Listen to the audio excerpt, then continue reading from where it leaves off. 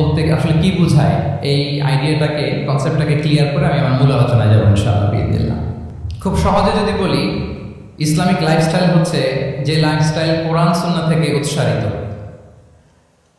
এবং যে লাইফস্টাইল হচ্ছে এন্ডোর্সড বাই ইসলাম, যে লাইফস্টাইল আমাদের প্রিয় নবী মুহাম্মদ রাসূলুল্লাহ সাল্লাল্লাহু আলাইহি ওয়া আলিহি ওয়াসাল্লাম তিনি নিজে লিড করে দেখিয়েছেন আমাদেরকে, এটাই হচ্ছে ইসলামিক লাইফস্টাইল।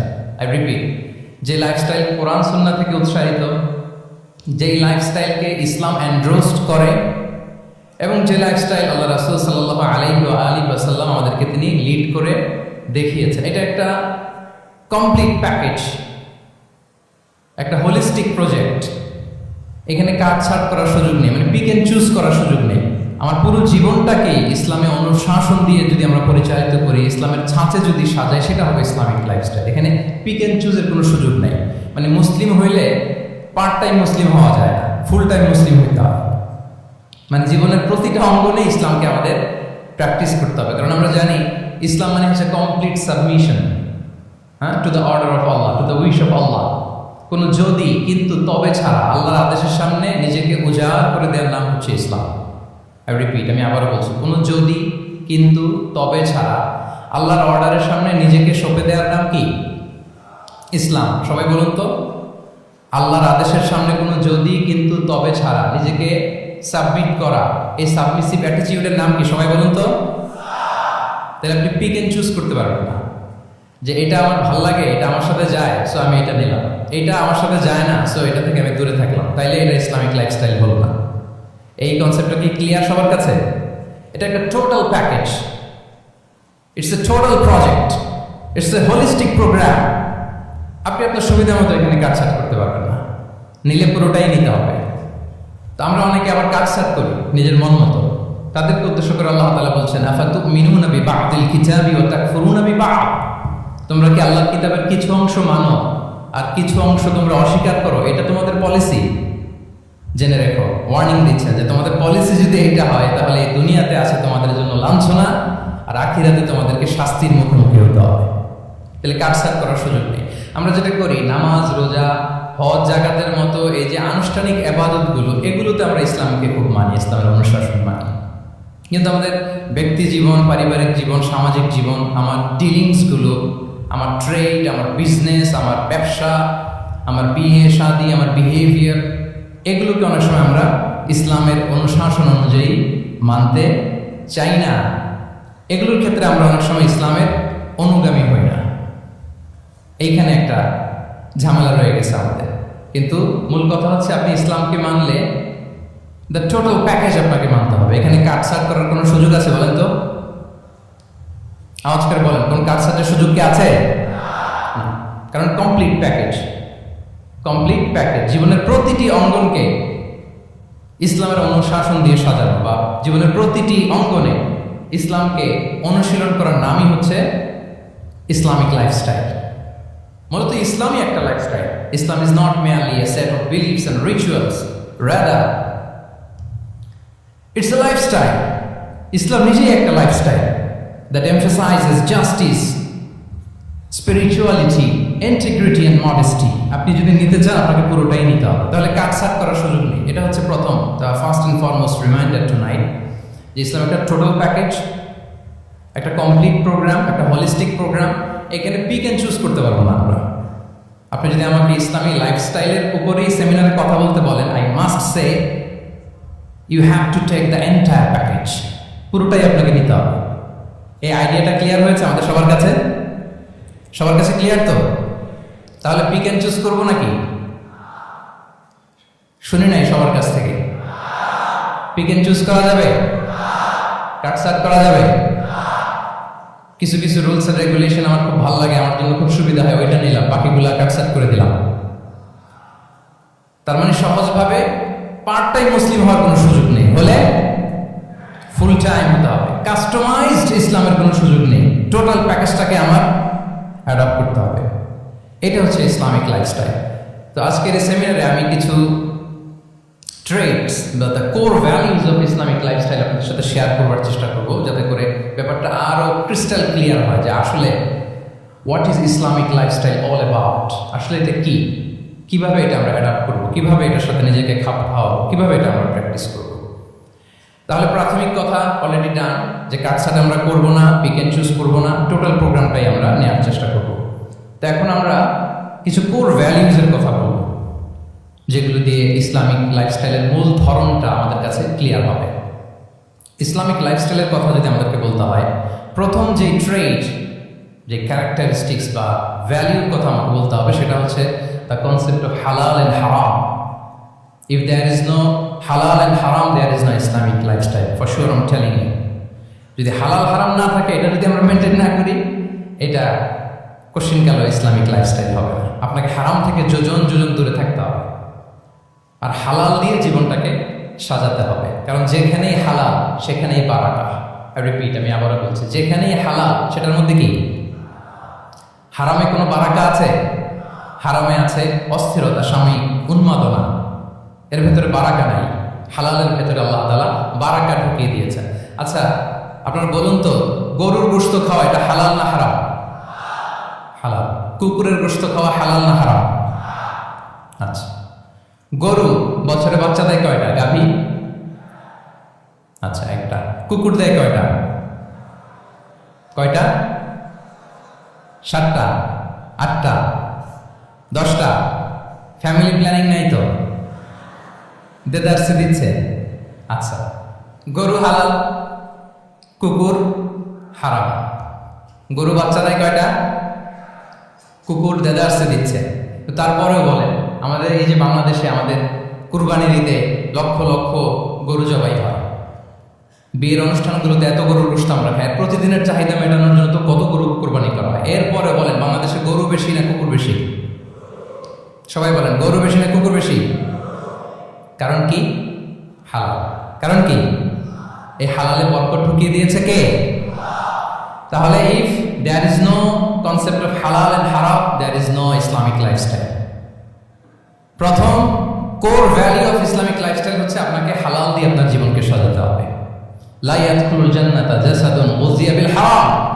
হারাম খেয়ে বর্ধিষ্ণু যে দেহ, সে দেহ আল্লাহর জান্নাতে প্রবেশ করবে না। মানে whatever you consume, it should be হালাল। এটা হালাল হইতে হবে। শুধু যেটা আপনি খাচ্ছেন এটাই না, কুলু মিম্মা ফিল আরদি হালালান তাইয়্যিবা, আল্লাহ তাআলা বলেছেন যেটা কনজিউম করবো হালাল হবে, হালাল হতে হবে। তো এটা শুধু এত ন্যারো কনসেপ্ট না, আপনার জীবনের সবটাই হালাল হতে হবে। ইউর ফুড শুড বি হালাল, ইউর ড্রিঙ্ক শুড বি হালাল, ইউর ইনকাম শুড বি হালাল, ইউর ফ্যাশন শুড বি হালাল, ইউর এন্টারটেইনমেন্ট শুড বি হালাল। সব কিছু হালাল হতে হবে। আমরা অনেকে যে ভুলটা করি, আমরা খাওয়ার ক্ষেত্রে শুধু হালাল খুঁজি, এরকম অনেকে করে, কিন্তু অন্যান্য ক্ষেত্রে হালাল হারামের পাঁচ বিছান নেই। আমি একটা উদাহরণ প্রায় দেই, দেখবেন যে আমাদের বাংলাদেশের সরকারি অফিসগুলোতে তো ঘুষ চলে নাকি? আল্লাহ ঘুষ থেকে এই জাতিকে তুমি হেফাজত করো। আচ্ছা, দেখবেন যে আমাদের বিভিন্ন সরকারি অফিসগুলোর মুসলিম কর্মকর্তারা তারা ওয়াইন খায় না। আমি দেখেছি, থাইল্যান্ডে গিয়েছে, চায়না গিয়েছে অফিসের কাজে, ওখানে হালাল রেস্টুরেন্টগুলো খোঁজে, কারণ মুসলিম, তার হালাল খেতে হবে। তো সে ওয়াইন খায় না, পর্ক খায় না, কারণ ইসলামে এটা হারাম। আবার অনেক হিন্দু কর্মচারী, সে আবার গরুর গোশত খায় না, কারণ কি তার ধর্মে ওইটা হারাম। কিন্তু এই মুসলিম কর্মচারী, হিন্দু কর্মচারী দুইজনের নির্বিশেষে মাশাআল্লাহ ঘুষ খায়। এরকম হয় না? দেখেন, মুসলিম ওয়াইন খায় না, পর্ক খায় না, তার ধর্মে হারাম। আমার হিন্দু ভাই গরুর গোশত খায় না, এটা তার ধর্মে হারাম। কিন্তু ঘুষ আবার দুই ধর্মে হালাল নাকি? হ্যাঁ, হালাল না। তার মানে ওই যে pick and choose, you got the point, right?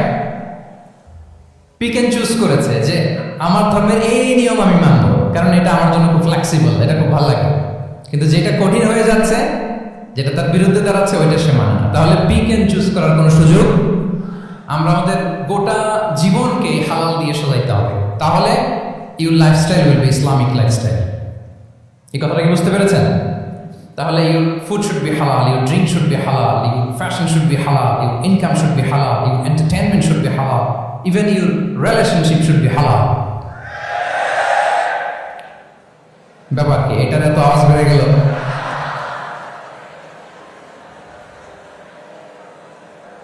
এটা কমন পড়ে গেছে নাকি? আচ্ছা বলেন, হালাল রিলেশনশিপ কোনটা বলেন? এই তো আসল জায়গায় হাত দিছি বোধহয়। আমাদের শিক্ষার্থী বন্ধুদের মধ্যে বিবাহিত আছি আমরা? হ্যাঁ, কারা কারা আছে দেখি তো। মাশাআল্লাহ মাশাআল্লাহ, ঠিক আছে ঠিক আছে। আমাদের বোনরা উপরে আছেন, মাশাআল্লাহ, অনেকে হাত তুলেছেন, আলহামদুলিল্লাহ। এই তো আমাদের যারা হাত তুলছেন তাদের জন্য একটা তাকবীর দেই আমরা, আল্লাহু আকবার। এই যে আপনারাই বলেছেন, আমার কোনো লিগ্যাল অপিনিয়ন দেওয়ার প্রয়োজন হচ্ছে না, যে হালাল রিলেশনশিপ হচ্ছে বিয়ে। তাহলে বিয়ের বাইরে যদি আমার কোনো রিলেশনশিপ থাকে, হালাল না হারাম? ফতোয়া দিচ্ছে কে? আমি? আপনারাই দিচ্ছেন। বলেন, বিবাহ পরবর্তী কোনো যদি এক্সট্রা ম্যারিটাল রিলেশনশিপ থাকে, এটা ইসলামে হালাল না হারাম? তাইলে pre marriage relationship, after marriage relationship, এটা শরীয়তে হারাম। তো এই হারাম যদি আমি এই হারামের সাথে যদি নিজেকে জুড়ে দেই, তাহলে আমার লাইফস্টাইল এটা ইসলামিক লাইফস্টাইল হতে পারে না। আমরা বিয়ের মতো পবিত্র বন্ধনের মধ্য দিয়ে আমরা আমাদের দাম্পত্য জীবনকে উপভোগ করব। আল্লাহ তৌফিক দান করুন। এই যে অনেকে হাত তুলে ফেলছে, মাশাআল্লাহ, তার মানে সেকেন্ড ইয়ারে আছে, ফার্স্ট ইয়ারে আছে, থার্ড ইয়ারে আছে, আলহামদুলিল্লাহ, হালাল রিলেশনশিপে তারা গিয়েছে, মাশাআল্লাহ। তাহলে হালাল হারামের ব্যাপারে যদি আমরা বলি, আমাদের পুরো জীবনের প্রতিটি অঙ্গন আমরা হালাল দিয়ে সাজাবো। কি বলেন? পারা যাবে তো ইনশাআল্লাহ? হারামের সাথে আমাদের কোনো সম্পর্ক আছে? হ্যাঁ, আমরা সবকিছু হালাল দিয়ে সাজাবো তো? হারামকে আমরা না বলে দিব না, নো। আজকের এই জহির রায়হান মিলনায়তনের এই হলরুম থেকে হারামকে আমরা লাল কার্ড দেখাই দিলাম। কি বলেন? হারামকে আমরা নো বলবো, আওয়াজ করে বলেন নো। ওকে, নো টু হারাম। তাহলে the concept of halal and হারাম আশা করি আমাদের কাছে ক্লিয়ার। আমরা হালাল দিয়ে নিজেদের জীবনকে সাজাবো, হারামের সাথে আমাদের কোনো সম্পর্ক নাই। তাহলে একটা ট্রেড আমরা শেয়ার করলাম, একটা কোর ভ্যালু শেয়ার করলাম, যে আমরা যদি হালাল মেনটেন করতে পারি আমাদের জীবনে, এটা হচ্ছে one of the core values of Islamic lifestyle. 2 নম্বর হচ্ছে, ইসলামিক লাইফস্টাইলটা বেসিক্যালি এটা একটা প্রোডাক্টিভ লাইফস্টাইল। ইসলামিক লাইফস্টাইল আমাদেরকে প্রোডাক্টিভ হতে উদ্বুদ্ধ করে। আপনার দিন শুরু হবে অনেক সকালে, প্রোডাক্টিভিটি নিয়ে অনেক লম্বা আলোচনা করা যেতে পারে। আমি ছোট্ট একটা পয়েন্ট যদি আজকের এই হলরুমে শেয়ার করি প্রোডাক্টিভিটি নিয়ে, যে ইসলামিক লাইফস্টাইল হচ্ছে আপনি একেবারে সকাল সকাল আপনার দিন শুরু করবেন। Early to bed and early to rise makes a man healthy wealthy. সবাই তো শিখেছি এটা, যে আগে আগে ঘুমোতে যাও, আগে আগে ঘুম থেকে জাগো, তুমি ধনী হবে, তারপর তুমি প্রজ্ঞাবান হবে, তুমি সুস্বাস্থ্যের অধিকারী হবে। এটা হচ্ছে ইসলামিক লাইফস্টাইলের একটা কোর ভ্যালিউ। সকাল সকাল দিন শুরু করা মানে সানরাইজের আগে আমার সকাল শুরু হবে। কাজী নজরুলের যে কবিতা, সূর্যি মামা জাগার আগে উঠবো আমি জেগে, পড়েছি আমরা সবাই, কিন্তু হয়তো মানা হয় না। তো এই যে সকাল সকাল ঘুম থেকে ওঠা, এটা যদি আপনার মধ্যে না থাকে, এটা ইসলামিক লাইফস্টাইল হতে পারে না। You must be a morning person. সকাল সকাল উঠতে হবে।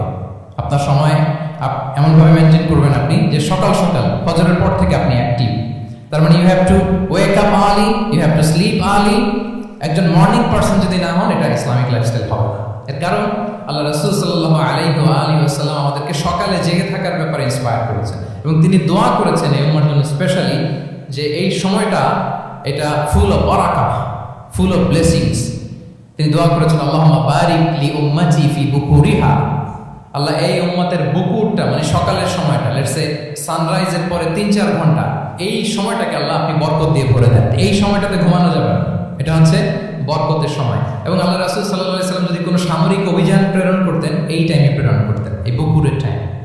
এবং সাহাবারা তাদের কোনো ট্রেড ক্যারাভান, ব্যবসায়িক কাফেলা যখন সেন্ড করতেন, এই টাইমটাতে সেন্ড করতেন, কারণ এই টাইমটাতে বারাকা। এখন নিজের সাথে মিলিয়ে নেন যে এই টাইমটাতে আমরা কি করি। আমি জানি না আপনাদের কি অভ্যাস। আমি এসে তো শুনলাম যে জাহাঙ্গীরনগর বিশ্ববিদ্যালয়ে নাকি যতজন শিক্ষার্থী ততজনের জন্য এখানে আবাসনের ব্যবস্থা আছে। বাংলাদেশের কোনো ইউনিভার্সিটিতে নাকি এটা নেই। আলহামদুলিল্লাহ, অসাধারণ প্রিভিলেজ, এখানে অনেক সুন্দর সুযোগ। তো এখন বলেন, আপনাদের সকালের রুটিন কি? বলেন, ঘুমিয়ে থাকেন না জেগে থাকেন? হ্যাঁ, আচ্ছা, আচ্ছা, ফজরের পরে আমরা ঘুমাই কারা কারা দেখি? সর্বনাশ। আচ্ছা ঠিক আছে, হাত নামান। আচ্ছা, ফজরের পরে আমরা একটু এক্সারসাইজ করি, পড়াশোনা করতে বসি কারা কারা? মাশাআল্লাহ, আছে কিছু, ঠিক আছে, হাত নামান। এবার দুইবারের একবারও যারা হাত তোলেননি তারা হাত তোলেন। আপনারা কি করেন? এইটা এটা হ্যাঁ, ডিভাইস। তো সম্মানিত সুধী মণ্ডলী, আল্লাহুম্মা বারিক লি উম্মতি ফি বুকুরিহা। আপনারা আমাকে এনেছেন ইসলামিক লাইফস্টাইল নিয়ে বলতে, তো আমাকে বলতেই হবে ফজরের পরে ঘুমানো চলবে। প্রথমে আমরা হারামকে না বলে দিলাম, এবার আমরা না করে দিব কোনটাকে? হ্যাঁ, ফজরের পরে আজকে থেকে কোনো ঘুম চলবে। আমি এখানে জবরদস্তি করব না, শুধু আপনাদের সামনে আমি প্রেজেন্ট করছি। যদি সেমিনারের যে টপিক নিয়ে আপনারা শুনতে এসেছেন, এটা যদি আপনি অ্যাডাপ্ট করতে চান, অনুশীলন করতে চান, হ্যাঁ, ফজরের পরে আজকে থেকে কোনো ঘুম চলবে। এই সময়টাতে অনেক বারাকা আছে। তো কি করতে হবে? এটার জন্য আগে আগে ঘুমতে হবে। কি বলেন? অনেকে ফজরের এই বরকতময় সময়টা তারা ঘুমাতে ঘুমাতে মিস করে। এর কারণ দেরিতে ঘুমোতে যাওয়া। আগে আগে ঘুমানোর অভ্যাস করতে হবে, কিন্তু আগে তো ঘুম আসে না, তাই না? এই যে ডিভাইস আমাদেরকে ঘুমাতে দেয় না, আমাদের শান্তির ঘুম কেড়ে নিছে এই ডিভাইস। এই ডিভাইস অ্যাডিকশন, স্ক্রিন আসক্তি, এই স্ক্রিন আসক্তি আমাদের শান্তির ঘুমকে কি করেছে? কেড়ে নিয়েছে। আল্লাহ তাআলা রাতকে বানিয়েছেন ঘুমের জন্য। ওয়াজআলনাল লাইলা লিবাসা। লিবাস মানে আবরণ। আমি রাতকে বানিয়েছি পোশাকের মতো আবরণ করে, যে আবরণ রাত্রিবেলা নিঝুম নিঝুম নিস্তব্ধ অন্ধকার দিয়ে ছেয়ে দেয়। ফলে মেলাটিন নামে একটা হরমোন নিঃসরিত হয়, আমাদের ঘুম ঘুম ভাব আসে। ঘুমের জন্য আল্লাহ তৈরি করেছেন রাতকে। এরপরে আল্লাহ তাআলা বললেন ওয়াজআলনান নাহারা মাআশা। আর দিনকে বানিয়েছি আমি প্রাণ চঞ্চল করে, দিনে আমরা কাজ করব। তাহলে রাতে আগে আগে ঘুম, আর দিনের বেলা আল্লাহ তাআলা আমাদেরকে কাজ করার জন্য সৃষ্টি করেছেন। কিন্তু এই সাইকেলটাকে আমরা ঘুরাই ফেলছি। রাতে যত দেরি করে আপনি ঘুমাবেন, সকালে ঠিক তত দেরি করে আমাকে উঠতে হয়, ঠিক কিনা বলেন? তাহলে ফজরের পর বকুর পিরিয়ড অফ টাইমটাকে কাজে লাগাতে হলে রাতে আমাদেরকে আগে ঘুমাতে যেতে হবে। রাতে কি করতে হবে? আগে ঘুমোতে যেতে হবে। তাহলে এক নম্বরে কি বললাম? কনসেপ্ট অফ হালাল এন্ড হারাম। দুই নম্বরে বললাম প্রোডাক্টিভিটি। ইসলামিক লাইফস্টাইল হচ্ছে একটা প্রোডাক্টিভ লাইফস্টাইল। এটা মেনটেন করতে হলে প্রোডাক্টিভিটির অনেক কথা। একটা কথা হচ্ছে সকাল সকাল আপনার দিন শুরু করুন। কি পাওয়া যাবে ইনশাআল্লাহ? সবাই একসাথে পড়ে ইনশাআল্লাহ। এই যে আমাদের দেরি করে রাতে ঘুম আসে, স্ক্রিন আসক্তি, এই ডিভাইস আমাদের আরামের ঘুম কেড়ে নিছে কেন জানেন? এর কারণ হচ্ছে আল্লাহর দেয়া যে ফিতরাত, এই ফিতরাতকে আমরা উল্টে দিয়েছি। ফিতরাত শব্দটার সাথে আমাদের পরিচয় আছে? হ্যাঁ, the Indian characteristics of a human being.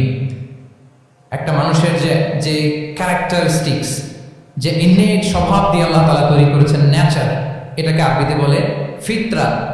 এই ফিতরাতের বিরুদ্ধে কিছু করা যাবে না। ইসলামিক লাইফস্টাইল হচ্ছে ফিতরা বেসড লাইফস্টাইল। ফিতরাতাল্লাহিল্লাতী ফাতারান নাসা আলাইহা লা তাবদীলা লিখালকিল্লাহ। আল্লাহর প্রকৃতির অনুসরণ করো, যে প্রকৃতি দিয়ে তিনি মানুষকে সৃষ্টি করেছেন। আর আল্লাহর সৃষ্টি কাঠামোর মধ্যে কোনো পরিবর্তন, কোনো বিকৃতি নেই। সুবহানাল্লাহ ওয়া বিহামদিহি। তা আমরা এই ফিতরাতকে চেঞ্জ করে দেওয়ার কারণে এই ঝামেলা। আমরা সবাই এই ফিতরাতের উপর জন্মেছি। কুল্লু মাউলুদিন ইউলাদু আলাল ফিতরা ফাআবাওয়া ইউহাউবিদানি আও ইউনাসসিরানি আও ইউমাজ্জিসানি। প্রতিটি নিউ বর্ন বেবি তারা ফিতরাতের উপর জন্মায়, মানে নবজাতক সন্তান ইসলামের উপর জন্মায়। কিন্তু বাবা মা তাকে হয় ইহুদি বানায়, নাসারা বানায়, বা অগ্নি উপাসক বানায়। তাহলে এই যে ফিতরাত, আল্লাহর দেয়া ফিতরাতকে যখন আমরা চেঞ্জ করেছি, আমাদের জীবন থেকে বারাকা উঠে গিয়েছে। ফিতরাতকে যদি আরো সহজ করে আমি আপনাদেরকে বুঝাই, তাহলে ফিতরাত হচ্ছে যা কিছু স্বাভাবিক, যা কিছু কল্যাণকর, যা কিছু ভালো, তাই ফিতরাত। আই রিপিট, সুপ্রিয় শিক্ষার্থী বন্ধুরা, ফিতরাত হচ্ছে যা কিছু স্বাভাবিক, যা কিছু ভালো, যা কিছু কল্যাণকর, তাই কি?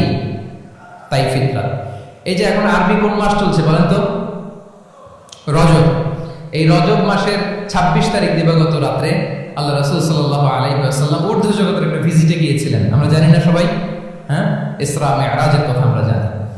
সো মেরাজ রজনীতে আল্লাহ রাসূল সাল্লাল্লাহু আলাইহি ওয়া আলিহি ওয়াসাল্লাম ফিতরা মানে what is the essence of ফিতরা এটা বোঝানোর জন্য হাদিসটা আমি শেয়ার করছি। মেরাজে যখন গেলেন জিবরিল আলাইহিস সালাম ওনাকে দুইটা পেয়ালা দিলেন। তিনি বললেন উচিতু বিইনাইন, আমাকে দুটি পেয়ালা দেয়া হলো, ফি আহাদিহিমা লাবান ওয়া ফিল আখারি খামর, এক পেয়ালায় ছিল দুধ আর এক পেয়ালায় ছিল মদ। ফা আখাযতুল লাবান ওয়া শারিবতু, যখন দুইটা অপশন দেয়া হলো, দুইটা পেয়ালা, আমি দুধের পেয়ালাটা নিলাম এবং সেটা পান করলাম। তখন জিবরিল আলাইহিস সালাম বললেন আসাবতাল ফিতরা, মানে you are guided to the ফিতরা, আপনি সঠিকটাই নিয়েছেন, যেটা ফিতরা, যেটা নেওয়া উচিত আপনি ওইটাই নিয়েছেন। তাহলে এখন আরো সহজ হবে, যদি দুইটা পেয়ালা দেওয়া হয়, একটা মদের পেয়ালা আর একটা দুধের পেয়ালা, তো আমরা নিব কোনটা বলেন? হ্যাঁ, তাইলেই ফিতরা হবে। তাহলে কি হবে? তাহলে যেটা স্বাভাবিক, যেটা কল্যাণকর, যেটা আমাদের জন্য ভালো, সেটা হচ্ছে ফিতরা। তাহলে মদের পেয়ালা দুধের পেয়ালা কোনটা নিব? সবাই নিব তো নাকি? আমাদের রুচির যে দুর্ভিক্ষ চলতেছে, অনেকে মদের পেয়ালাই নিয়ে নিবে, কি বলেন? আছে না একদল, তারা কি করে ওইটা চুজ করে ফেলবে। এবার বলেন আমরা কোন পেয়ালা নিব, মদের না দুধের? আমাদের ঐতিহ্য, আমাদের রুচি, আমাদের মূল্যবোধকে ধ্বংসের যত আয়োজন দরকার সব সেটআপ চারদিকে আছে। আল্লাহর ফিতরাতকে ধ্বংস করে দেওয়ার শয়তানি সব আয়োজন আমাদের চারিদিকে। বাট আপনাকে রাইট থিংটা চুজ করতে হবে। তাহলে রাসূল সাল্লাল্লাহু আলাইহি ওয়াসাল্লামকে দুধ দেয়া হলো, মদ দেয়া হলো, তিনি নিলেন দুধের পেয়ালা। তাহলে এটা হচ্ছে ফিতরাত। এটা কি ফিতরাত? এভাবে সবকিছু চেঞ্জ করে দেওয়া হয়েছে। সবকিছু, আমাদের লাইফস্টাইল চেঞ্জ করে দেওয়া হয়েছে, আমাদের ফুড হ্যাবিট চেঞ্জ করে দেওয়া হয়েছে, আমাদের খাদ্যাভ্যাসের মধ্যে পরিবর্তন। দেখবেন যে এখন আমরা যা খাই, আগে কিন্তু এটা খাইতাম না। এখন আমরা প্রসেসড ফুড খাই, হ্যাঁ, ফাস্ট ফুড খাই, জেনেটিক্যালি মডিফাইড যে ফুডগুলো আমরা খাই, এরপরে ল্যাব মিট, কত যে ভয়ঙ্কর। আপনারা জেনে থাকবার কথা যে ল্যাবে তৈরি মাংস দেখেছেন নাকি আপনারা? প্রাকৃতিক মাংসের কোনো ছিটে ফোটা নেই, কিন্তু এটা গরুর মাংস হয়ে গেছে, ওইটা মানুষ খাচ্ছে। মানে আমাদের লাইফস্টাইলও করাপ্টেড, আমাদের ফুড হ্যাবিটও করাপ্টেড, আমাদের স্লিপিং সাইকেলটা করাপ্টেড, সবকিছু করাপ্ট করে দেওয়া হচ্ছে। এবং এটার প্রভাব পড়েছে আমাদের শিশুদের মধ্যেও। দেখবেন যে শিশুরা সবজি খেতে চায় না। আমার তো 2 মেয়ে আছে, আমি তো দেখি বাসায়, বা অনেকের কমপ্লেনগুলো আমরা শুনি। আমাদের এখনকার বাচ্চাদেরকে ভেজিটেবলস দিলে খায় না, মাছ দিলে খায় না, অর্গানিক ভালো ভালো খাবার দিলে শাকসবজি খায় না। কি খাবে জানেন? সসেস খায়, সসেস, হট ডগ খায়। হ্যাঁ, ওই যে আপনি অর্ডার দিয়ে বার্গার এনে দিবেন, পিৎজা এনে দিবেন, ওইটা খাবে। তারপর ইনস্ট্যান্ট নুডলস খাবে, স্যুপ খাবে, ফ্রোজেন যত মিল আছে এগুলো খাবে, টিনজাত খাবার যেগুলো দীর্ঘদিন সংরক্ষণ করে রাখা হয়। তো বলেন আজ থেকে 30 বছর আগে আমাদের বড়রা কিংবা আমাদের শিশুরা, আমরা কেউ কি এই খাবার খেয়েছি বলেন তো? আওয়াজ করেন, খেয়েছি কেউ? They changed the entire system. কেন আমরা ইসলামিক লাইফস্টাইল নিয়ে কথা বলছি এখন? কারণ আমাদের পুরো সিস্টেমটাই, আমাদের পুরো ফিতরাতটাই ওরা চেঞ্জ করে দিয়েছে। তারপর ডিভাইস ছাড়া বাচ্চারা খেতে চায় না, কার্টুন দেখে দেখে খাওয়াতে হয় ওদের, কি বলেন? আচ্ছা বলেন তো, আজ থেকে 30 বছর পেছনে ব্যাক টু দ্য হিস্ট্রিতে যদি আমরা যাই, 70-এর দশকে, 80-র দশকে বাংলাদেশের কোন একটা গ্রামের কথা, একটা পল্লীর কথা আপনি একটু চিন্তা করেন তো। রাত 8টার দিকে, 9টার দিকে আপনি ওই গ্রামের কাউকে খুঁজে পাবেন? 70-এর দশকে, 80-র দশকে একটা গ্রামের পরিবেশের কথা যদি চিন্তা করেন, রাত 8টায় সবার কি অবস্থা বলেন তো? আপনি তো ঘুম খুঁজে পান না, আপনার তো ইনসমনিয়া। আমাদের এখন ট্যাবলেট খাওয়া লাগে না ঘুমের জন্য? আমাদের তো ইনসমনিয়া হয়ে গেছে এখন। কিন্তু আজ থেকে বেশি দূরে না, 30 বছর আগের একটা গ্রামীণ পরিবেশের রাত 8টার পরিবেশ হচ্ছে সবাই ঘুম। আমরা তারও 2 বা 3 ঘন্টা পরে ডিনার করবো, কিন্তু ওনাদের মাগরিবের আগে বা পরে ডিনার করে ফেলছে। এশার নামাজ পড়ে কি 1-2 জন না, পুরো গ্রাম জামাতে ঘুম, পুরো গ্রাম জামাতের সাথে ঘুম। তো যে লোকটা 8টার দিকে ঘুমালো, উঠবে কখন বলেন? রাত 3টার পর ঘুম আসবে? আর হ্যাঁ, ঘুমেরও তো একটা লজ্জা শরমের ব্যাপার আছে, কত থাকবে এখানে, কি বলেন? আপনি তো ঘুমাতে যান রাত 2টায়। আর আজ থেকে 30 বছর আগে আমার বাংলাদেশের একটা গ্রামীণ পরিবেশে রাত 8টার দিকে সবাই ঘুম। আমরা এখন যে টাইমটাতে ঘুমোতে যাই ওই সময় ওনাদের অর্ধেক ঘুম শেষ। ফজরের নামাজ পড়ে আমাদের বাচ্চারা কি করতো? হ্যাঁ, একটু ব্যাক টু দ্য হিস্ট্রিতে তাকান না। ফজরের নামাজ পড়ে এক বল পান্তা ভাত খাইতো। আমরা তো এখন এতটুকু খাইলে আমাদের এটা বার্ন করার জন্য দৌড়াইতে হয় 5 কিলো, জিমনেশিয়ামে যাইতে হয়, কত আয়োজন, কত ওয়ার্কআউট করা লাগে। এক বল কাঁচামরিচ দিয়ে, পোড়ামরিচ দিয়ে ভাত খেয়ে চলে যাইত ফসল খেতে।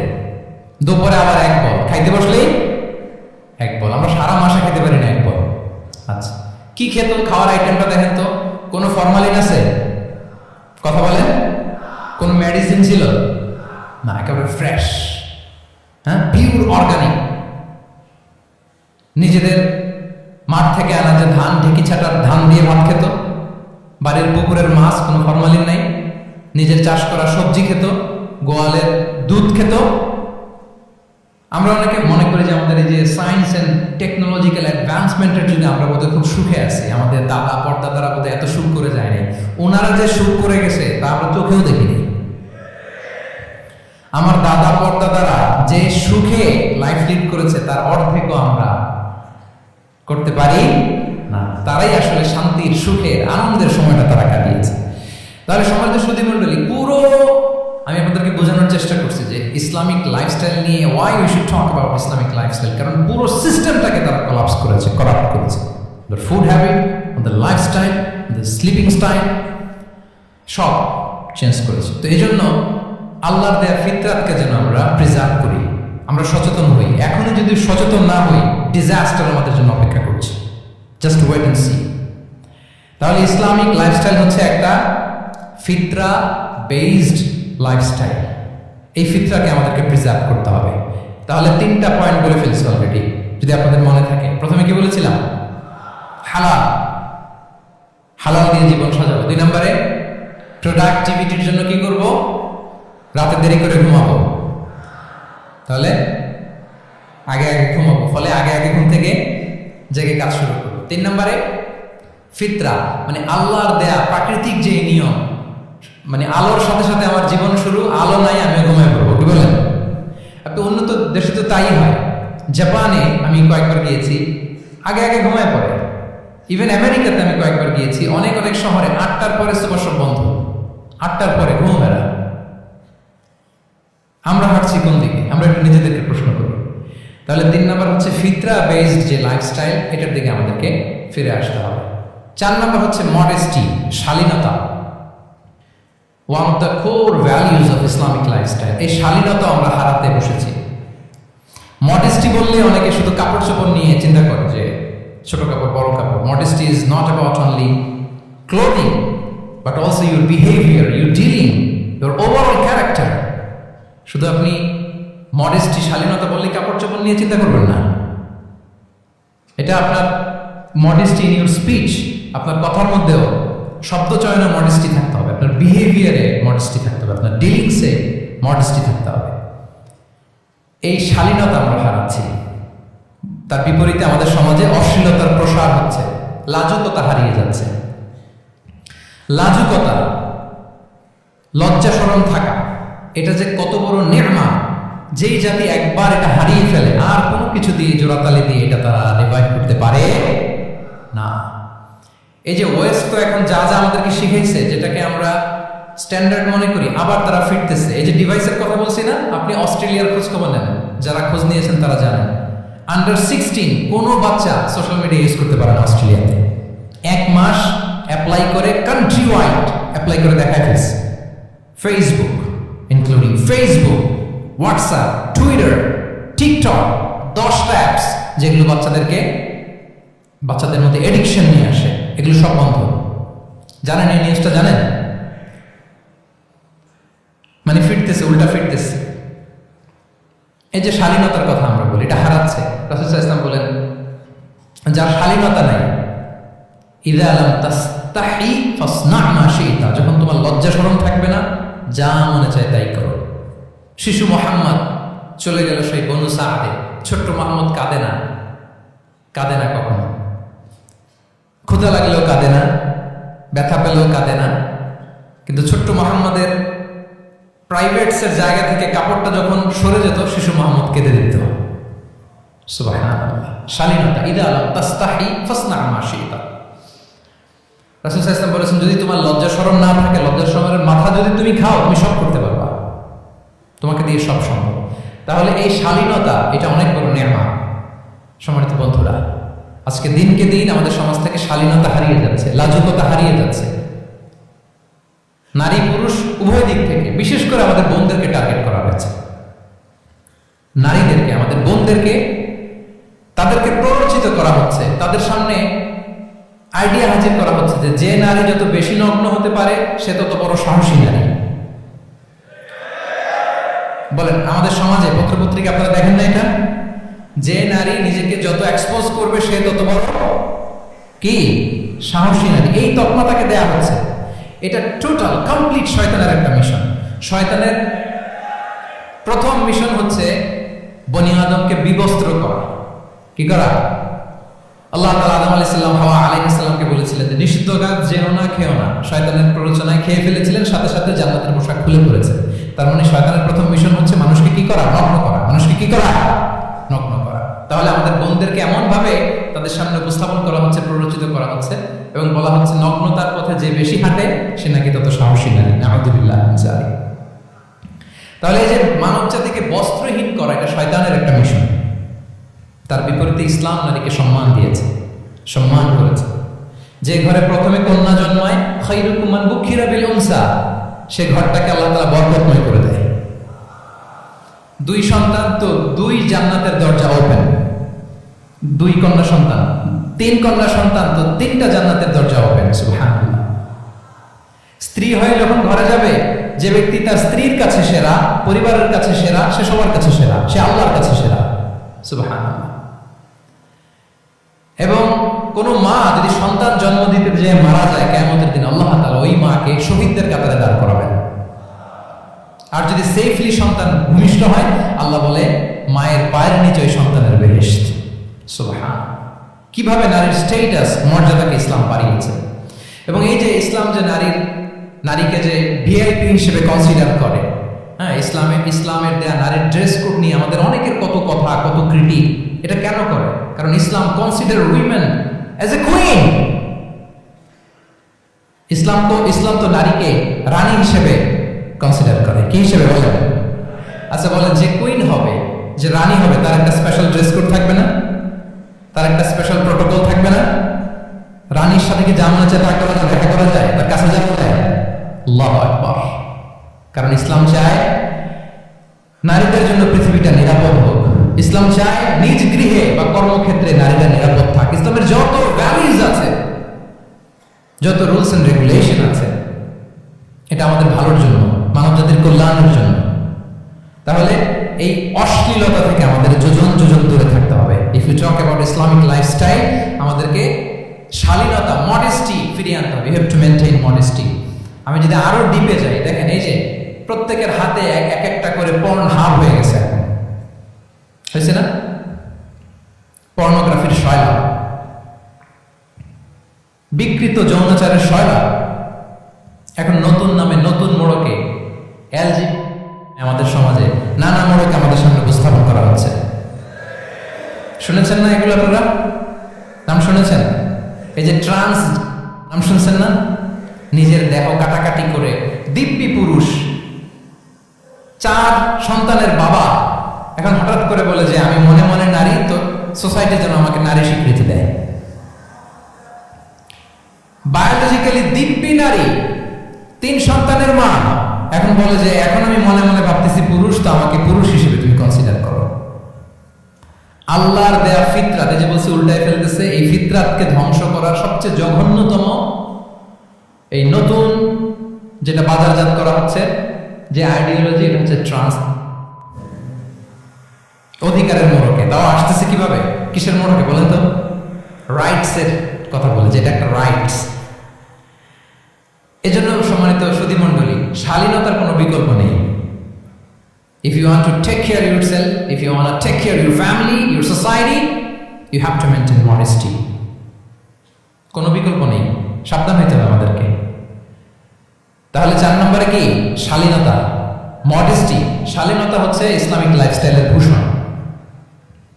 এখন পরিকল্পিতভাবে এই শালীনতার কবর রচনা করা হচ্ছে আমাদের সমাজে। আপনারা কি রাগ করতেছেন? কথা ক্লিয়ারলি বুঝতে পারতেছেন? আমি যদি রয়ে শয়ে কথা বলি তো বুঝতে পারবেন আপনারা? ক্লিয়ারলি মেসেজগুলো আমি আপনাদের সামনে পৌঁছে দিচ্ছি। তাহলে কয়টা গেল? 4টা। হালাল, প্রোডাক্টিভিটি, প্রিজার্ভিং ফিতরা এন্ড ফাইনালি মডেস্টি, 4টা কাজ। 5 নম্বরে হচ্ছে ইসলামিক লাইফস্টাইল যদি আমরা মেনটেন করি, we must have to be optimistic, hopeful, আশাবাদী হতে হবে। মুমিনের ডিকশনারিতে হতাশা নেই। আমরা হতাশ হই না, আমরা নিরাশ হই না, আমরা ভরসা রাখি এক মহান সত্তার উপর।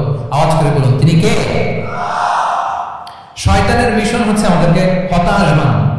আমি স্টেজে ওঠার আগে সম্মানিত স্যার বলতেছিলেন যে আপনি একটু আশাবাদী করবেন আমাদের নারী শিক্ষার্থীদের ব্যাপারে, আমাদের ছেলে শিক্ষার্থীদের কয়েকটা ইস্যু স্যার বললেন যে কিছু ফ্রাস্ট্রেশন তাদের মধ্যে কাজ করে। আজকে আপনাদের ডিকশনারি থেকে ফ্রাস্ট্রেশনকে একেবারে অমিট করে দিয়ে যাব।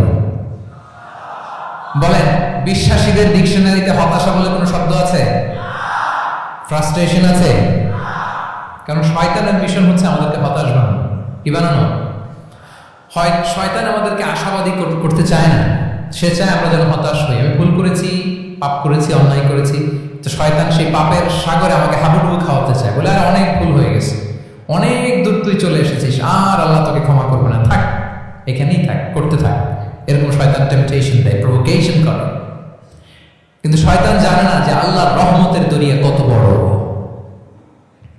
শয়তানের মিশন হচ্ছে আমাদেরকে হতাশ বানানো, আর আল্লাহর বাণী আমাদের হৃদয়ে আশা জাগায়, আশাবাদী করে তোলে। আল্লাহর এই কিতাবের, কোরআনের প্রতিটি আয়াতে পরতে পরতে পাবেন আপনি মোটিভেশন, ইন্সপিরেশন। আল্লাহু আকবার।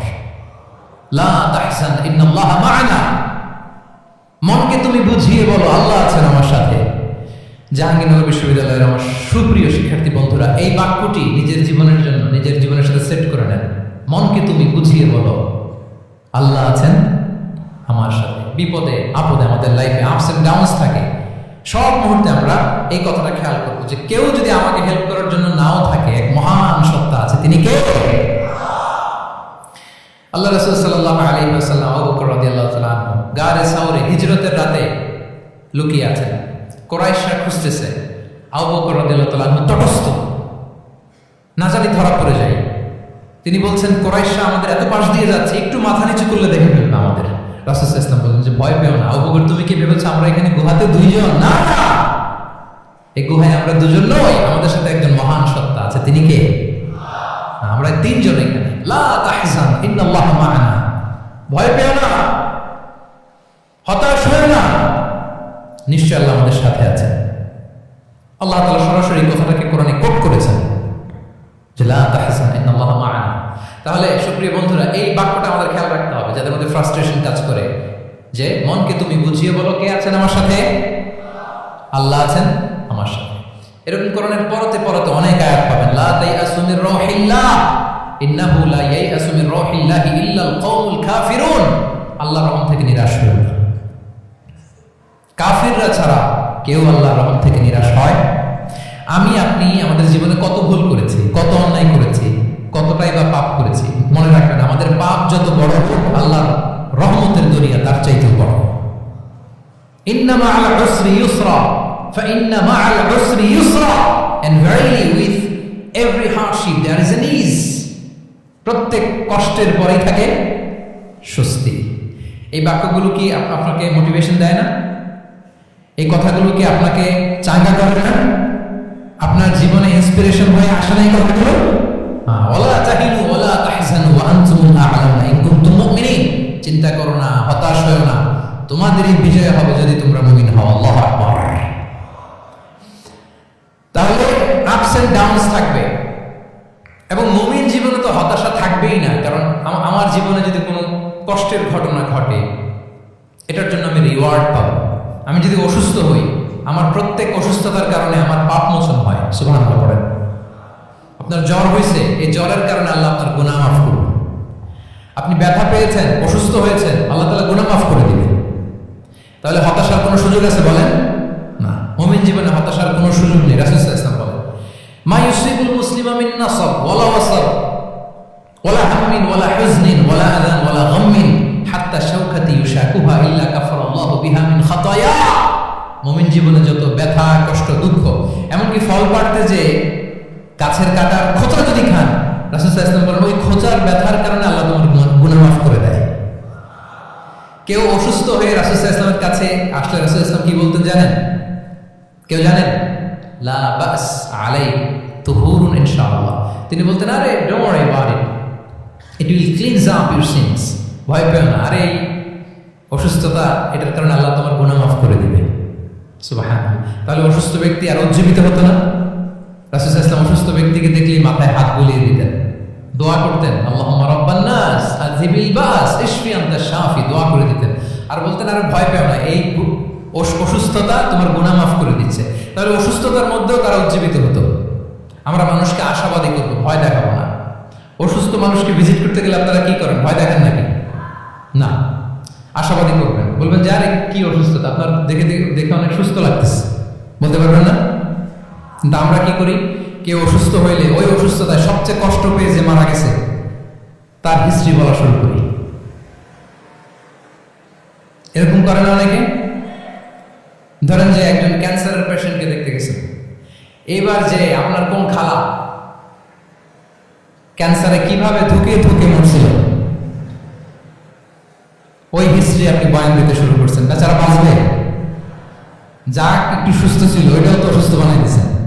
কি বলেন? তাহলে ইসলাম আমাদেরকে আশাবাদী করে। প্রিয় ভাই বোন বোনেরা, কি করে? আশাবাদী করে। আমরা যদি আমাদের কোনো প্রিয়জনকে হারাই, আমরা আশাবাদী হয়েই হারাই, কারণ তাকে আমি চিরকালের জন্য হারাচ্ছি না। আপনি আপনার আব্বাকে হারাচ্ছেন তো কি হয়েছে? বাপ হারায় তো কাটবে নাস্তিক। কি বলেন? নাস্তিকদের তো মরার পরে নাকি আর কিছু নাই। হ্যাঁ, দেখবেন আপনাদের সামনে সামনে অনেক কিছু বলে যে কিছু নাই, যা দেখি না, বিশ্বাস করি না। একা একা যখন মৃত্যুর পরে কি হবে চিন্তা করো, দম বন্ধ হয়ে আসে। ইসলাম মানুষকে আশাবাদী করে। দেখেন আমরা কত দূর দেখি, কত দূর ভাবি। আমার দাদা মারা গেছে, এটা আমার কোনো টেনশনেরই কারণ না, কারণ আমি সবসময় ভাবি আমার দাদাকে আমি ওপারে যেয়ে পাবো, আমার আব্বাকে আমি হারিয়েছি তো ওপারে পাবো, আমার বন্ধুকে আমি হারিয়েছি, কাছের বন্ধুটা যে আমার জন্য খুব ইন্সপিরেশন ছিল। সাময়িক বিচ্ছেদ এটা আমাদের জন্য, কারণ আমরা ওই জগতে বিশ্বাস করি। আল্লাহু আকবার। তাহলে হতাশা আমাদের ডিকশনারিতে আজকে থেকে রাখা যাবে। ইসলামিক লাইফস্টাইল যদি মেনটেন করতে চান, you have to be optimistic. Clear কথাটা? আচ্ছা, এরপরে গ্রেটফুলনেস, 6 নাম্বার গ্রেটফুলনেস। আপনাকে কৃতজ্ঞ হইতে হবে, শুকরগুজার হইতে হবে। আমরা অনেকে কমপ্লেইন করি খুব বেশি, না এটা ভুল। সম্মানিত সুধীমণ্ডলী, be grateful with what you have. যা আছে এটা নিয়ে শুকরগুজার হন, আপনার জীবনটাকে আল্লাহ সুন্দর করবে। তাহলে কমপ্লেইন করবো না, আমরা শুকরগুজার হব। রাসূল সাল্লাল্লাহু আলাইহি ওয়াসাল্লাম বলেছেন, তোমার যে খারাপ অবস্থানে আছে তার দিকে তাকাও, যে ভালো আছে তার দিকে তাকিও না।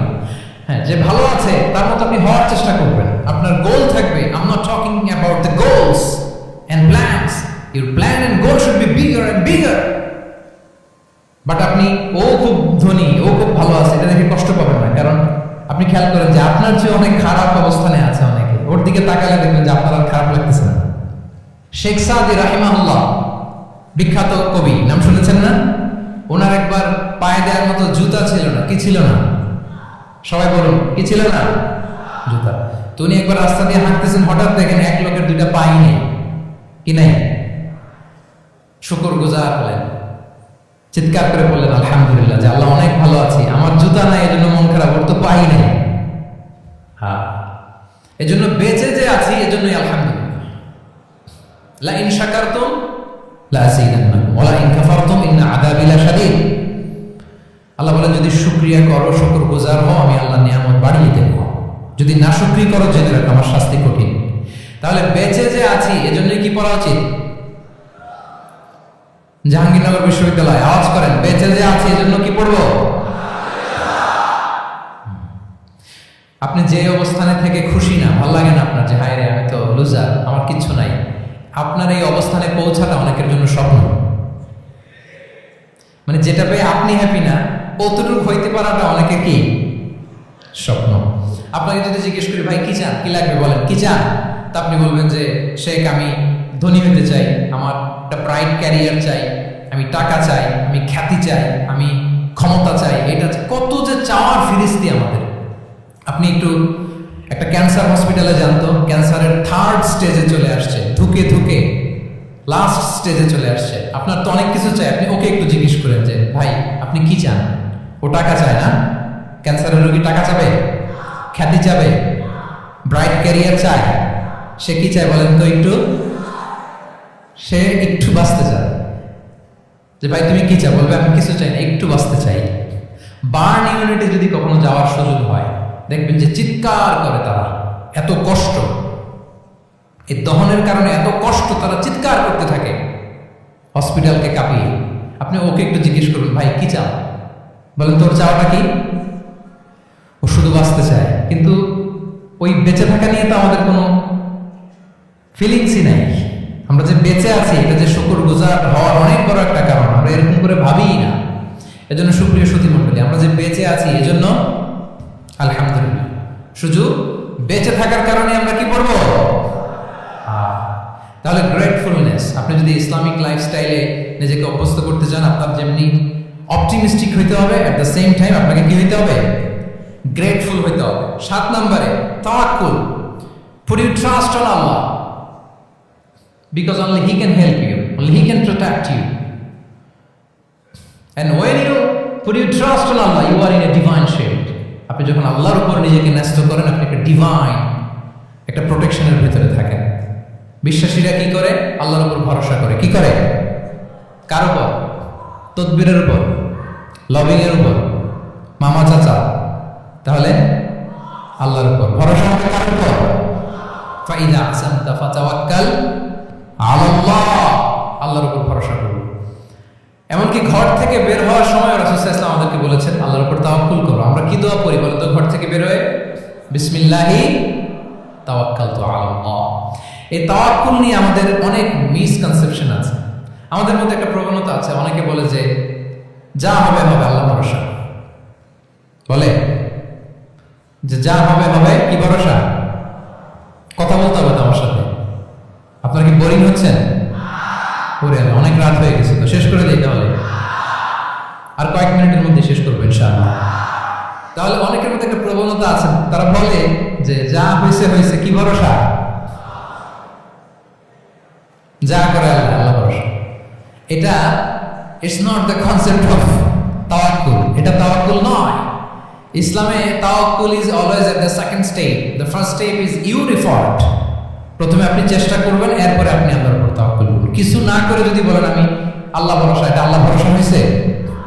এটা আপনার মন গড়া একটা কথা হয়েছে, কিন্তু এটা তাওয়াক্কুল হয়? আমাদের অনেকে অলসতা, অকর্মণ্যতা, অপারগতা, হীনমন্যতা এগুলোর তাওয়াক্কুল বানিয়ে ফেলেছে। হাত গুটায় বসে থাকবে, কাজ করবে না, অলস, আর বলে কি আল্লাহ ভরসা। রিজিকের মালিক আল্লাহ, কিছু করবে না আর বলে আল্লাহ ভরসা। প্রিয় ভাইরা, রাসূল সাল্লাল্লাহু আলাইহি ওয়াসাল্লাম তিনি অলসতা, অকর্মণ্যতা, হীনমন্যতা, কাপুরুষতা, ভীরুতা এগুলো থেকে আল্লাহর কাছে পানাহ চেয়েছেন। নিজের সাধ্যের সবটুকুন তিনি করেছেন, তারপরে আল্লাহ ভরসা করেছেন। এবং পাখিকে ইসলামে তাওয়াক্কুলের মডেল বানানো হয়েছে। রাসূল সাল্লাল্লাহু আলাইহি ওয়াসাল্লাম বলেন লাউ আন্নাকুম তাতাওয়াক্কালুনা আলাল্লাহি হাক্কা তাওয়াক্কুলি লারাযাকাকুম কামা ইয়ারযুকুত তুয়ুর তাগদু খিমাসান ওয়া তারুহু বিতানা। মানে তোমরা যদি পাখির মতো তাওয়াক্কুল করো, তাহলে পাখিকে আল্লাহ যেমন রিজিক দেয় তোমাদেরকেও রিজিক দিবে। পাখি কি করে বলেন তো? প্রতিদিন সকালবেলায় ওর ঘরের ভিতরে বসে বলে যে আল্লাহ ভরসা। বলে? বরঞ্চ কি করে সে? সকাল সকাল কিচির মিচির রবে দিক দিগন্ত মাতিয়ে সে বের হয়ে যায়, সারাদিন ঘুরতে থাকে। তাহলে খালি পেটে সকালবেলায় পাখিগুলো বের হয়ে যায়, আকাশে বাতাসে ছুটে বেড়ায়, আর বিকেল বেলায় ওদর পূর্তি করে প্রতিটা পাখিকে তার নিড়ে ফিরিয়ে দেয় কে? আপনারা তো বোঝা অনেক সহজ। আপনাদের জাহাঙ্গীরনগর এটা তো নাকি পাখিদের অভয়ারণ্য শুনলাম আমি, কখনো আসা হয়নি আমার, দিনের বেলা আসা দরকার ছিল, তাহলে আপনাদের ক্যাম্পাস বিউটি আমি দেখতে পেতাম। তো পাখি কিন্তু বসে থাকে না, সকালে কি করে? খালি পেটে পাখিগুলো বেরিয়ে যায়, ওরা ওদের রোল প্লে করে, চেষ্টা করে, এরপরে বিকেল বেলা ওদর পূর্তি করে তাদেরকে নিড়ে ফিরিয়ে দেয় কে? তাহলে পাখিকে তাওয়াক্কুলের মডেল বানানো হয়েছে। আপনি হাত গুটিয়ে বসে থেকে বললেন আল্লাহ ভরসা, এটা হয়েছে না। আপনি আপনার সর্বোচ্চটুকুন চেষ্টা করবেন, সব করার পরে এরপরে আপনি বলবেন আল্লাহ ভরসা। তাহলে তাওয়াক্কুল হলো প্রথমে যে কোনো জিনিস অ্যাচিভ করার জন্য পরিকল্পনা করা, তারপর সে পরিকল্পনা বাস্তবায়নের উপায় বের করা, তারপর বিভিন্ন উপায় উপকরণের সাহায্য নিয়ে সেটা অ্যাচিভ করার জন্য প্রাণান্তকর প্রচেষ্টা চালিয়ে যাওয়া, অবশেষে ফলাফলের জন্য কারো উপর নির্ভর করা। দিস ইজ কল্ড তাওয়াক্কুল। এখন আমি কিছুই করলাম না, বললাম যে যা করে আল্লাহ, তাওয়াক্কুল হয়েছে তো না? আমাদের সমাজে দুইটা ধারণা। কেউ কেউ বলে আরে আমি তো সব করবো, তাওয়াক্কুলের দরকার কি? Absolutely wrong. আবার অনেকে মনে করে আল্লাহই সব করে দিবে, এটাও absolutely wrong. The concept of ইসলাম is in between this two extreme lines. এই দুইটার মাঝখানে হচ্ছে তাওয়াক্কুল। তাহলে তাওয়াক্কুলের মেকানিজম হচ্ছে আমার সাধ্যের সবটুকুন আমি করব, তারপরে আল্লাহ সাহায্য আসবে, সেজন্য আমি তাওয়াক্কুল করব।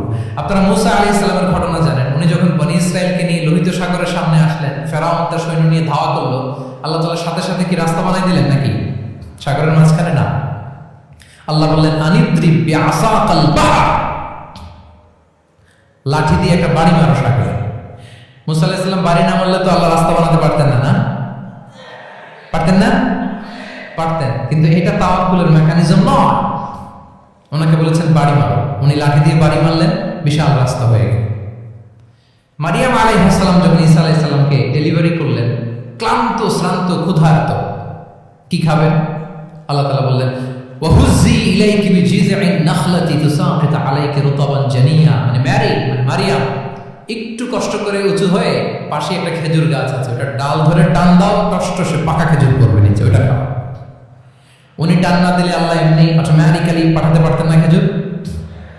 আল্লাহ পাঠান। তাহলে এই পৃথিবীর সিস্টেম হচ্ছে আপনাকে কষ্ট করতে হবে, আপনার রোলটা আপনাকে প্লে করতে হবে। ইসলামের তাওয়াক্কুল is always at the second step. The first step is your effort. আপনাকে চেষ্টা করতে হবে, তারপরে আপনি তাওয়াক্কুল করবেন, তাহলে এটা প্রপার তাওয়াক্কুল হবে। তাহলে এখন থেকে হাত গুটিয়ে বসে থেকে আল্লাহ ভরসা বলবেন? আমরা এটা ভুল করে ফেলি। রাসূল সাল্লাল্লাহু আলাইহি ওয়াসাল্লাম, ওনার কাছে আল্লাহ সাহায্য আসতো, জিবরিল আলাইহিস সালাম আসতো, তারপরেও কখনো তিনি নিজের ভাগ্য আল্লাহর হাতে ছেড়ে দিতেন না। আমাদের মতো যা করে আল্লাহ ভরসা বলে কখনো নিজের ভাগ্য আল্লাহর হাতে ছেড়ে দিতেন, বরং নিজের সাধ্যের সবটুকুন দিয়ে তিনি চেষ্টা করতেন। তারপর তিনি ভরসা করতেন কার উপর? আপনি হিজরতের ঘটনাটা দেখেন। আল্লাহ যেদিন বললেন যে আজ রাতেই তুমি আর আবু বকর হিজরত করো, রাসূল সাল্লাল্লাহু আলাইহি ওয়াসাল্লাম ওই দিন দুপুরবেলা আবু বকর রাদিয়াল্লাহু তাআলা আনহুর ঘরে গেলেন। তিনি কখনো দুপুরবেলা বেরোন না, তিনি কখনো মাস্ক পরে বেরোতেন না। সেদিন তিনি মাস্ক পরে বেরোন, খারাজা মুতাকান্নিয়ান, মুখ ঢেকে বেরোলেন। আবু বকর রাদিয়াল্লাহু তাআলা আনহুর ঘরে যেয়ে বলেন, আবু বকর আখরিজ মান ফিল বাইত, ঘরে যারা আছে বের করে দাও, প্রাইভেট আলাপ আছে। আবু বকর রাদিয়াল্লাহু তাআলা আনহু বললেন, ইয়া রাসূলুল্লাহ, আসমা আর আয়েশা একজন তো আপনার পরিবার আর একজন তার বোন, আমরাই তো, বলেন। রাসূল সাল্লাল্লাহু আলাইহি ওয়াসাল্লাম আশ্বস্ত হলেন, বললেন যে আজ রাতেই আমরা হিজরত করব, আজ রাতেই। মক্কা থেকে মদিনা হচ্ছে উত্তর দিকে, কোন দিকে? আপার নর্থ। তিনি মক্কা থেকে মদিনায় হিজরত করবেন উত্তরে, কিন্তু তিনি বের হলেন দক্ষিণ দিক দিয়ে, শত্রুর চোখে তুলে দেওয়ার জন্য। দেখেন, দিনের বেলা বেরোলেন না, রাতে বেরোলেন। দেখেন, একটার পর একটা প্রিকশন। দুপুরে বেরোলেন, চেহারা ঢেকে বেরোলেন, প্রাইভেসি মেনটেন করলেন। ডেস্টিনেশন এদিকে, বের হলেন এই দিক দিয়ে, সবার চোখের অন্তরালে তিনি বের হলেন। এবং তিনি আবু বকর রাদিয়াল্লাহু তাআলা আনহুকে বললেন, সবাই যেই পথে মদিনা যায় আমরা কিন্তু ওই পথে যাব না, ক্যারাভানগুলো যেই পথে যায় ওই পথে না, সাওয়াহিলি একটা আনইউজুয়াল রুট ধরে আমরা যাব, সাগরের পার ঘেঁষে ঘেঁষে, যাতে ওরা বুঝতে না পারে।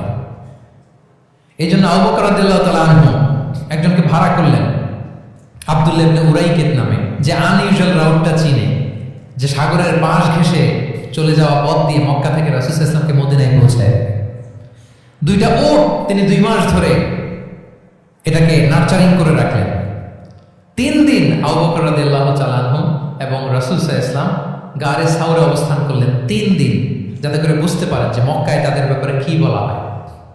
এবং আবু বকর রাদিয়াল্লাহু তাআলা আনহুর ছোট্ট ছেলে আব্দুল্লাহকে অ্যাসাইন করা হলো যে, আব্দুল্লাহ, তুমি তো ছোট মানুষ, তুমি প্রতিদিন মক্কার বাজারে যেয়ে শুনবা যে আমাদের ব্যাপারে কুরাইশরা কি বলে। নিশ্চয়ই তারা তন্ন তন্ন হয়ে আমাদেরকে খুঁজবে, না পেয়ে ওরা কি কি পলিসি নেয় এটা এসে আমাদেরকে জানাবো। সুবহানাল্লাহ। ছোট্ট আব্দুল্লাহ মক্কার বাজারে কে কি বলে শুনে, গোয়েন্দার মতো করে, স্পাইয়ের মতো করে সে তথ্যগুলো নিয়ে, খাবার নিয়ে গারে সাউরে প্রতিদিন ইনফরমেশন পাস করে আসতো, আবার খাবার দিয়ে আসতো। আচ্ছা বলেন তো, এই ছোট্ট আব্দুল্লাহ যেই পথে যায়, মরুভূমির উপরে তার ফুটপ্রিন্ট আছে না? আব্দুল্লাহর ফুটপ্রিন্ট। তো কোরাইশরা তো তন্ন তন্ন হয়ে রাসূল সাল্লাল্লাহু আলাইহি ওয়াসাল্লামকে খুঁজতেছে, ডানে বাঁয়ে সামনে পেছনে সব জায়গায়। তারা যদি আব্দুল্লাহর ছোট্ট পায়ের ছাপ পায় আর সেটাই যদি ফলো করে, তাহলে ডিরেক্টলি তারা কোথায় যেয়ে বসবে? রাসূল সাল্লাল্লাহু আলাইহি ওয়াসাল্লামের কাছে, গারে সাউরে। আল্লাহ রাসূল সাল্লাল্লাহু আলাইহি ওয়াসাল্লাম কি করলেন? আবু বকর রাদিয়াল্লাহু আনহু কি করলেন? আমির ইবনে ফুহায়রা নামে আরেকটা লোককে অ্যাসাইন করলেন যে 3 দিনের জন্য আব্দুল্লাহ যখন তথ্য নিয়ে খাবার দিয়ে চলে যাবে, আমির ইবনে ফুহায়রা, তোমার কাজ হচ্ছে যেই পথ দিয়ে আব্দুল্লাহ হেঁটেছে এই পথ দিয়ে তুমি আমাদের ছাগলগুলোকে একটু চড়াই দেবে। তাহলে ওখানে ওই বাচ্চার ফুটপ্রিন্ট থাকবে না, ওই ছাগলগুলোর পায়ের ছাপ থাকবে। অনেক লম্বা ঘটনা, এরকম একটার পর একটা প্রিকশন আল্লাহ রাসূল সাল্লাল্লাহু আলাইহি ওয়াসাল্লাম আবু বকর রাদিয়াল্লাহু তাআলা ওনারা নিয়ে তারপরে হিজরতের পথে রওনা হয়েছেন। যখন রওনা হয়েছেন, রাসূল সাল্লাল্লাহু আলাইহি ওয়াসাল্লাম ডানে বাঁয়ে তাকান না, তিনি কোরআন তেলাওয়াত করছিলেন। হি ওয়াজ রিসাইটিং দ্য কোরআন, কারণ now he is in the state of তাওয়াক্কুল। এখন তিনি তাওয়াক্কুল করতেছেন। তাহলে বলেন তো, তাওয়াক্কুল কি শুরুতে না শেষে? তারপরে কতটা শেষে? আপনার চেষ্টা, আপনার তদবির, আপনার লবিং, আপনার এফর্ট, আপনার সাধ্যের নাগালে থাকা সব কিছু উজাড় করে দেওয়ার পরে আপনি বলবেন তাওয়াক্কালতু। আমরা করি কি? আমরা কি করি? আল্লাহ ভরসা। ভাই কি প্ল্যান আপনার? হুজুর আল্লাহ ভরসা। এবার বলেন, এটা হয়েছে? এটা কি আসলে দ্য প্রপার কনসেপ্ট অফ তাওয়াক্কুল হয়েছে প্রিয় ভাই এবং বোনেরা? হয়নি। কারণ তাওয়াক্কুল is always at the second step. The first step is your effort. আপনি আপনার সাধ্যের সবটুকু করবেন, তারপর কি করবেন? ক্লিয়ার? সব শেষ কথা হচ্ছে, আপনি যদি ইসলামিক লাইফস্টাইল মেনটেন করতে চান, আপনাকে উম্মাহ সেন্ট্রিক অ্যাটিটিউডের অধিকারী হতে হবে। উম্মাহ সেন্ট্রিক। আমাদের মুসলিম উম্মাহ একটা দুঃখী উম্মাহ, নেতৃত্বহীন উম্মাহ, বলিষ্ঠ নেতৃত্বের অভাবে এদিক থেকে লাথি মারলে আমরা এদিকে যাই, এদিক থেকে মারলে এদিকে যাই। শুধু একটা স্ট্রং লিডারশিপের অভাব, ঠিক কিনা বলেন? এই যে আমাদের রোহিঙ্গা ভাইয়েরা 1 মিলিয়ন আসছে, 10 লাখ, এখন বোধহয় 2 মিলিয়ন প্লাস হয়ে গেছে বা 3 মিলিয়ন হয়ে গেছে। আমি গত মাসে গিয়েছিলাম রোহিঙ্গা ক্যাম্পে দেখার জন্য তাদের কি অবস্থা। এমন মানবতার জীবনযাপন তারা করতেছে। ধর্মে তারা কোন ধর্মের বলেন তো? আমাদের ভাই, আমাদের বোনেরা, তাদের কোনো সলিউশন নেই। কাশ্মীরের ভাই বোনদের কি অবস্থা দেখেন তো। আর গাজার অবস্থা নাই বা বললাম, পাখির মতো গুলি করে মারা হয়েছে, মসজিদ ধ্বংস করা হয়েছে, এমনকি খ্রিস্টানদের গির্জা ধ্বংস করা হয়েছে। একটা লিডারশিপের, একটা স্ট্রং লিডারশিপের অভাবে আজকে আমাদের এই অবস্থা। এই জন্য আপনি যদি ইসলামিক লাইফস্টাইলের কথা বলেন, অফকোর্স আপনাকে উম্মাহ সেন্ট্রিক মেন্টালিটির হতে হবে। এই দুঃখী উম্মাকে নিয়ে আপনার প্রজেক্ট থাকতে হবে। আমরা আমাদের নিজেদের শক্তি, সম্ভাবনা, ঐতিহ্য এগুলো একেবারে ভুলতে বসেছি। আমরা যে যোদ্ধা ছিলাম, আমরা যে বিজয়ী ছিলাম, আমরা বেমালুম ভুলিয়ে গিয়েছি। জ্ঞান বিজ্ঞানে একসময় আমরা লিড দিয়েছি, ঠিক কিনা বলেন? আমাদের জাবের ইবনে হাইয়ান ছিল, আমাদের আল বিরুনি ছিল, আমাদের আল ইদ্রিসি ছিল, আমাদের আল ফারাবি ছিল। এই নলেজ এখন ওয়েস্টে ট্রান্সফার হয়েছে, সেই নলেজ আবার ট্রান্সফার হয়ে আমাদের করতলগত একদিন হবে ইনশাআল্লাহ। তো এই প্রজেক্ট আমাদের নাই। একদিন যে আমাদের হাতে আসবে, হুজুর আল্লাহ ভরসা নাকি? শুধু আল্লাহ ভরসা বলে বসে থাকলে হবে? সেলফ সেন্টার হওয়া যাবে না, উম্মাহ সেন্ট্রিক আমাদেরকে হতে হবে। উম্মার জন্য আপনার হৃদয়ে একটা দরদ থাকতে হবে। অন্যের জন্য কাজ করার একটা মেন্টালিটি আমাদের গ্রো করতে হবে। যারা অন্যের জন্য করে তারা জানে যে এটাতে কি সুখ, কি মজা। আপনি অন্যকে দান করে দেখেন, একটা সুখানুভূতি আপনার মধ্যে কাজ করবে। এবং রাসূল সাল্লাল্লাহু আলাইহি ওয়াসাল্লাম বলেন, আল্লাহু ফি আউনিল আবদি মা দামাল আবদু ফি আউনি আখি। আল্লাহ তাআলা ততক্ষণ পর্যন্ত বান্দার সাহায্যে থাকে, ওই বান্দার, যতক্ষণ পর্যন্ত এই বান্দা তার ভাইয়ের সাহায্যে থাকে। এজন্য আমাদের প্রতিটি কাজে, পদক্ষেপে আমাদের নির্যাতিত ভাইয়েরা যেন তারা আমাদের চিন্তায় থাকে, তারা যেন আমাদের দোয়ায় থাকে, আমাদের সহযোগিতায় থাকে, এবং উম্মাহর জাগরণে যেন নিবেদিত হয় আমাদের সকল এফর্ট, সকল প্রজেক্ট, সকল প্রচেষ্টা। কি পারা যাবে কিনা বলেন? উম্মাহর জন্য এরকম স্যাক্রিফাইসিং মেন্টালিটি আমাদের থাকার দরকার আছে না? তাহলে উম্মাহ সেন্ট্রিক মেন্টালিটি আমাদের করতে হবে। সম্মানিত সুধী মণ্ডলী, তাহলে ইসলামিক লাইফস্টাইল নিয়ে যদি আমরা কথা বলি, আমাদের উম্মাহ সেন্ট্রিক হওয়ার কোনো বিকল্প নাই। আমি যদি পুরো আলোচনার সামারি করি, তাহলে বলতে হবে, শুরুতে আমি যেটা বলেছিলাম যে এখানে পিক এন্ড চুজ করে ইসলামিক লাইফস্টাইল অ্যাডাপ্ট করার আমাদের কোনো সুযোগ মনে আছে? যে কথা দিয়ে শুরু করেছিলাম, পিক এন্ড চুজ করা যাবে মন মতো না, পুরোটাই মানতে হবে। এবং মোস্ট লাইকলি 8টা core values of Islamic lifestyle আমি আপনাদের সাথে শেয়ার করেছি। একটু যদি রিকল করি, 1 নম্বরে কি বলেছিলাম বলেন তো? হালাল মেনটেন করতে হবে, হারামের সাথে আমাদের কোনো সম্পর্ক। 2 নম্বরে প্রোডাক্টিভিটি। 3 নম্বরে ফিতরা বেসড লাইফস্টাইল হতে হবে। 4 নম্বরে মডেস্টি। 5 নম্বরে হতাশ হওয়া যাবে না, মনকে তুমি বুঝিয়ে বলো আল্লাহ আছেন আমার সাথে, অপটিমিজম। তারপরে আল্লাহর উপর ভরসা করা, গ্রেটফুলনেস। 7 নম্বরে কোনো কিছু না করে, হ্যাঁ, সবকিছু করার পরে, মাশাআল্লাহ, অ্যাবসলিউটলি রাইট আনসার, সবকিছু আমার সাথে সবটুকুন করার পরে কি করবো? কারো উপর